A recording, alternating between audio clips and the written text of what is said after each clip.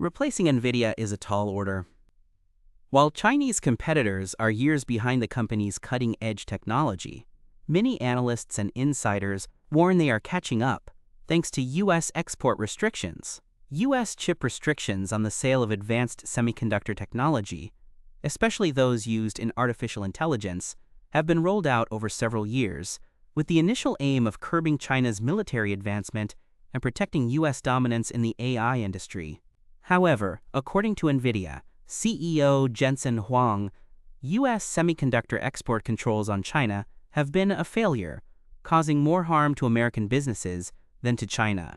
While the goals of cutting back the Chinese military's access to advanced U.S. technology and maintaining U.S. leadership in AI appear to have had some success on paper, loopholes and existing semiconductor stockpiles in China have complicated these aims, said Huang, an independent tech and chip analyst with a focus on U.S.-China competition. That's partly why we are seeing a closing of the gap between Chinese and U.S. AI capabilities, added Huang.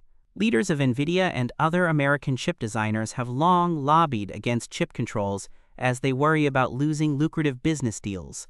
Huang said at the annual Computex Technology Trade Show in Taipei that Nvidia's GPU market share in China fell to 50% from 95% over the past 4 years. Indeed, chip experts say that the curbs create more harm than good for the U.S.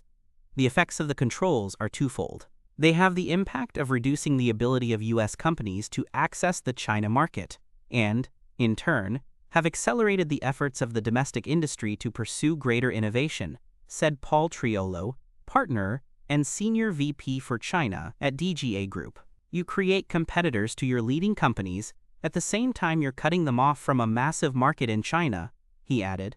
While Washington's most comprehensive export controls were passed during former U.S. President Joe Biden's term in the White House, curbs on Huawei and SMIC, China's largest chip maker, go back to Donald Trump's first term in office.